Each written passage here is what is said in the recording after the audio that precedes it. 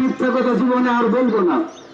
তাই আল কাউলুল জামিল নামক একটি কিতাবের মধ্যে দেখলাম শাহ অলিউল্লাহ দেহলভী রহমাতুল্লাহ বলেছেন যে গীবত করাটা খুবই জঘন্য অপরাধ। এই জন্য শাহ অলিউল্লাহ দেহলভী রহমাতুল্লাহ তার কিতাবের মধ্যে উল্লেখ করেছেন যে তোমরা গীবতকে এইভাবে অপছন্দ করো যেভাবে নিজের মরা ভাইয়ের গোশত খাইতে অপছন্দ করো। এই পৃথিবীর কোনো মানুষ কি নিজের আপন মরা ভাইয়ের গোশত খাইতে পারে? তাহলে এটা কিন্তু একটা ঘৃণাস্পদ ব্যাপার নাকি বলেন? তাই আমরা আজকে এই মাইয়াদের পাশে দাঁড়িয়ে আমরা আবদ্ধ হবো যে আমরা আশরাফুল মাখলুকাত, আমরা হলাম সৃষ্টির শ্রেষ্ঠ জাতি, আমরা হলাম মুসলমান। আর আমরা যদি এক মুসলমান অপর মুসলমানকে নিয়ে আমরা যদি গীবত করি, আর গীবতটা এতই জঘন্য যে গীবত করা হলো আপনার নিজের আপন সহোদর মরা ভাইয়ের গোশত খাওয়া। তাই আজকে আমরা এখান থেকে প্রতিজ্ঞাবদ্ধ হব যে আমরা আর জীবনে কেউ কাহারও গীবত করব না। আমরা দেখা হলে একে অপরের সঙ্গে সালাম বিনিময় করব। রাসূলের চরিত্র, রাসূলের নীতি, রাসূলের আদর্শ ছিল বড়কে শ্রদ্ধা করা আর ছোটকে স্নেহ করা। তাই সম্মানিত উপস্থিতি, আমরা আমাদের শ্রদ্ধেয় মানুষকে দেখলে আমরা কি করব? সালাম দেব। আর আমাদের ছোট ছোট বাচ্চাদেরকে রাসূল মাথায় হাত বুলিয়ে তাদেরকে দোয়া করতো।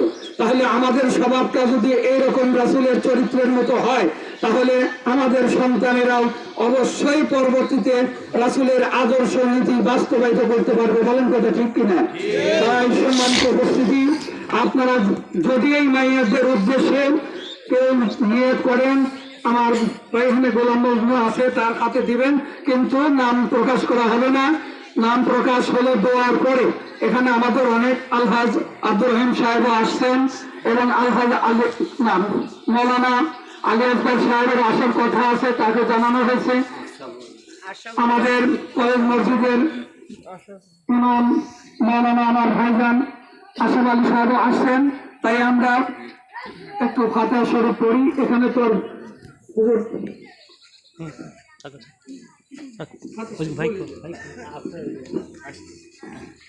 আসসালামু আলাইকুম ওয়া রাহমাতুল্লাহি ওয়া বারাকাতুহু। সম্মানিত উপস্থিতি, আমরা এমন একটা জায়গায় এখানে উপস্থিত হয়েছি, আমরা দান করবো সবাই ইনশাআল্লাহ। দানের ফজিলত পাবো আমরা, আমাদের মৃত্যু আত্মীয়রাও কবরে পাবে ফজিলত। তো আলহামদুলিল্লাহ, আজকে আমরা এই এমন একটা জায়গায় উপস্থিত হয়েছি যেখানে আমাদের সকল মৃত আত্মীয়রা ঘুমায় আছে। কি বলেন ঠিক কিনা? আমরা যখন কবরে আমাদের মৃত আত্মীয়দেরকে রাখছি, তখন আমরা বলেছি মিনহা খালাকনাকুম ওয়া ফিহা নুঈদুকুম ওয়া মিনহা নুখরিজুকুম তারাতান উখরা। এই মাটি থেকেই তোমাকে সৃষ্টি করা হয়েছে এবং মাটিতেই আবার তোমাকে রাখা হলো, এবং এখান থেকে আবার তোমাকে উঠানো হবে আল্লাহর দরবারে হিসাব নিকাশের জন্য। এখানে আল্লাহর দরবারে হিসাব নিকাশের জন্য। এরপরে আমরা দোয়া করছি, কি করেছি? বিসমিল্লাহি ওয়া ফি সাবিলিল্লাহি ওয়া আলা মিল্লাতি রাসূলিল্লাহ। আল্লাহর নামের সাথে এবং আল্লাহর পথে, রাসূলের পথে, রাসূলের মিল্লাতে আমরা তোমাকে রেখে গেলাম। কি বলেন? এটা বলছি কিনা? বিসমিল্লাহি ওয়া আলা মিল্লাতি রাসূলিল্লাহ, আল্লাহর নামের সাথে এবং আল্লাহ রাসূলের মিল্লাতের উপরে তোমাকে রেখে গেলাম। আমাদের প্রত্যেক মৃত আত্মীয়দেরকে আমরা রেখে আসছি এইভাবে। আমরাও যখন চলে যাব, তখন আমাদেরকে এইভাবে আল্লাহর পথে এবং আল্লাহ রাসূলের মিল্লাতের উপরে রাখা হবে। কি বলেন ঠিক কিনা? তবে আমাদের হিসাব করতে হবে যে আমরা দুনিয়াতে থাকা অবস্থায় কে কতটুকু আল্লাহর পথে আসি, কে কতটুকু আল্লাহ রাসূলের মিল্লাতের উপরে আসি এবং থাকতে পারছি, এটা আমাদের বিবেচ্য বিষয়। আমরা আজকে কত দিকে ঘুরছি বিভ্রান্ত হয়ে, বিভিন্ন মত এবং পথের উপরে আমরা ঘুরছি, ঘুরপাক কাটছি শুধু, কিন্তু আল্লাহ রাসূলের মিল্লাতের উপরে আসতে আমাদের অনেক কিছু বাধার সৃষ্টি হচ্ছে। কি বলেন ঠিক কিনা? আমরা আসি, আমরা আল্লাহর পথে আসি, কোরআনের পথে আসি, রাসূলের মিল্লাতের উপরে আসার চেষ্টা করি।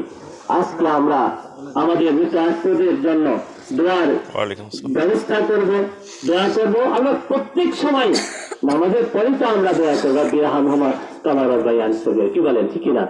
নামাজের পর পরে আমরা কিন্তু দোয়া করি। তবে আমরা যারা নামাজ পড়ি না তারা কিভাবে দোয়া করি, কি বলেন ঠিক না? আহারে আফসোস, আজকে আমাদের নিজেদের জন্য, নিজের আত্মস্বজনের জন্য আমরা কি করতে পারছি। আল্লাহ রাব্বুল আলামিন বলেছেন, ইয়া আইয়ুহাল্লাযীনা আমানু তাকুল্লাহ, হে ঈমানদার লোকেরা আল্লাহকে ভয় করো, ওয়াল তানজুর নাফসুম মা কদ্দামাত লিগাদ, এবং তোমরা প্রত্যেকেই খেয়াল করো যে তোমরা আগামী দিনের জন্য কি সঞ্চয় করেছো, কি প্রেরণ করেছো আল্লাহর দরবারে, কি নেক আমল কতটুকু পাঠিয়ে দিয়েছো, এটার দিকে তোমরা খেয়াল করো। আজকে আমরা নেক আমল কে কতটুকু করতে পারছি সেই দিকে আমরা খেয়াল করি। আমরা যখন চলে যাব আমরা যেরকম আমাদের মৃত আত্মীয়দের জন্য দোয়ার জন্য উপস্থিত রয়েছি, আমাদের জন্য যেন দোয়া করতে পারে এরকম সন্তান আমাদেরকে দুনিয়া রেখে যেতে হবে, কি বলেন ঠিক কিনা? ওই ব্যক্তি সৌভাগ্যবান যে দুনিয়া থেকে চলে গেল, তবে তার একটা নেক সন্তান দুনিয়ায় রেখে গেছে, কি বলেন ঠিক কিনা? তিনটা দোয়া আল্লাহর দরবারে কবুল হয়। তিনটা দোয়া, দাওয়াতুল মাজলুম, এক নম্বর হচ্ছে অত্যাচারিত ব্যক্তির দোয়া, কি বলেন ঠিক কিনা? একটা হলো অত্যাচারিত ব্যক্তির দোয়া, দাওয়াতুল মাজলুম, আর একটা দাওয়াতুল মুসাফিরের দোয়া, আর একটা হচ্ছে পিতামাতার দোয়া সন্তানের জন্য।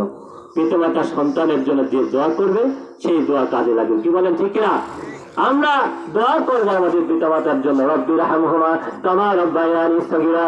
মহান আল্লাহ আমাদের শিখিয়ে দিয়েছেন, হে দুনিয়াবাসী তোমরা তোমাদের পিতামাতার জন্য দোয়া করো, এমন ভাবে দোয়া করো এইভাবে যে, হে আল্লাহ, হে আমাদের রব, তুমি আমাদের পিতামাতার প্রতি দয়া করো, রহম করো। যেভাবে পিতামাতা আমাদেরকে ছোটবেলায় আদর যত্ন দিয়া, ভালোবাসা দিয়া আমাদেরকে লালন পালন করেছে, ঠিক সেইভাবে হে আমাদের প্রতিপালক, তুমি আমাদের পিতামাতার প্রতি দোয়া করো।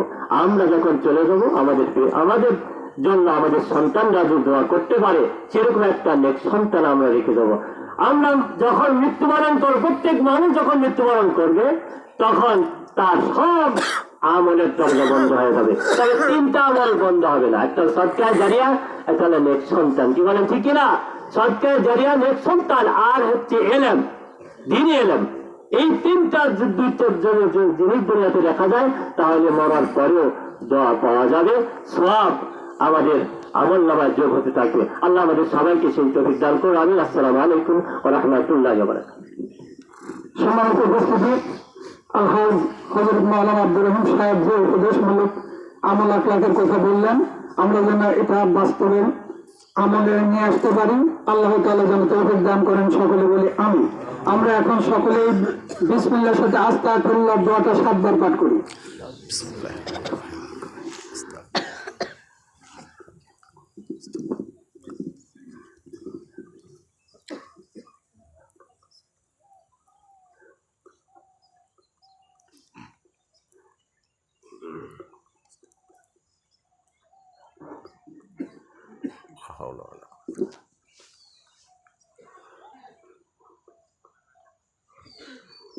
আমরা সকলে বিসমিল্লাহর সাথে সূরাতুল ফাতিহা, আলহামদুর সূরাটা 3 বার পাঠ করি।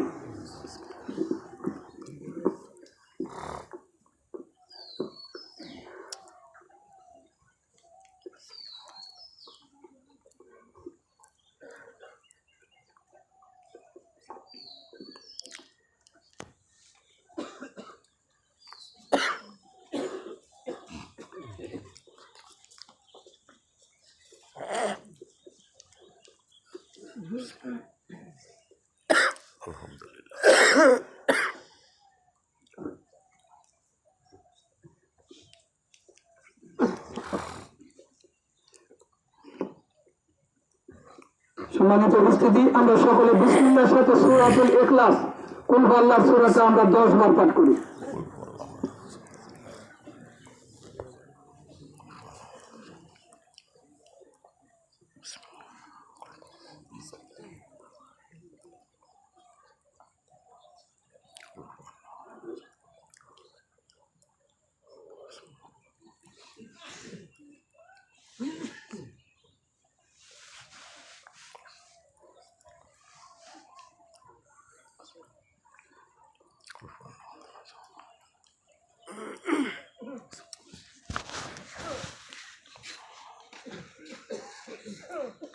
যদি পূর্ব পাশে মৌলানা আলী আসগর সাহেব আসে তাহলে একটু মেহরবানি করে ওদিক পাঠিয়ে দিয়ে, আমি তার সাথে কথা হচ্ছে, আসতে চাইছে যদি কোনো ঝামেলা না করেন।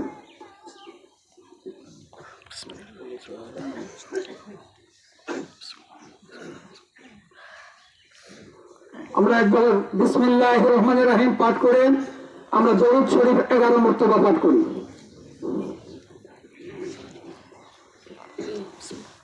اللهم صل على سيدنا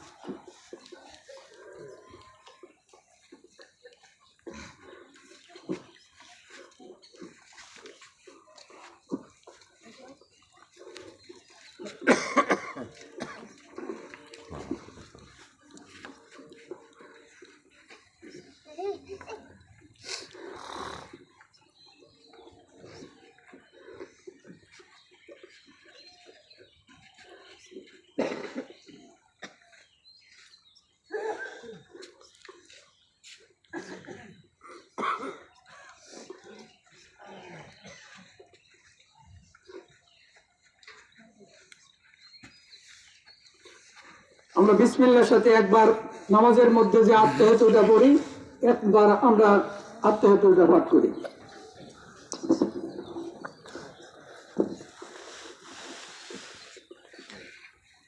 التحيات لله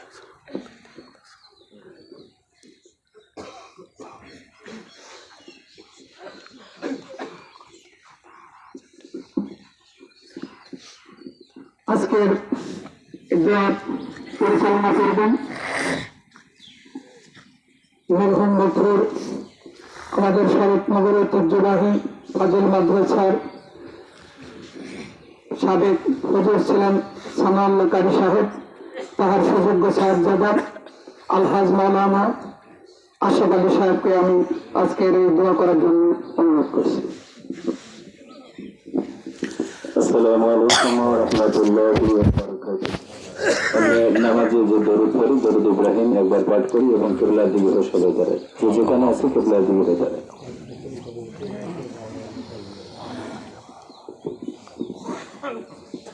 اللهم بارك على محمد وعلى آله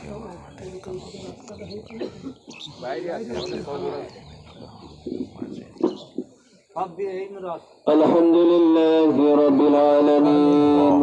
ربنا ظلمنا أنفسنا وإن لم تغفر لنا وترحمنا لنكونن من الخاسرين.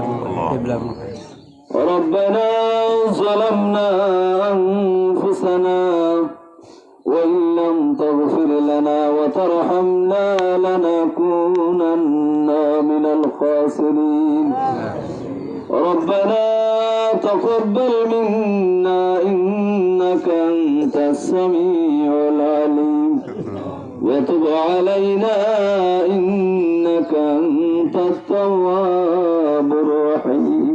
طويل اللهم اغفر لنا ولوالدينا ولجميع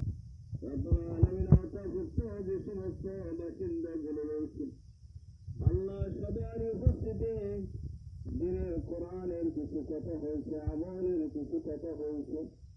রব্বুল আলামিন ফাতিহা শরীফ করে আপনার দরবারে হাত উত্তোলন করেছি। কবরস্থান রয়েছে, আর কবরস্থানে যত মাইয়াতে না শুয়ে আছে প্রত্যেকের আরোহার করে সওয়াবখানি পৌঁছিয়ে দিই। রব্বুল আলামিন যে কবরস্থানের পাশে দাঁড়িয়ে আপনার দরবারে হাত উত্তোলন করেছি, মাটির নিচে আমাদের আম্মা আম্মা শুয়ে আছেন।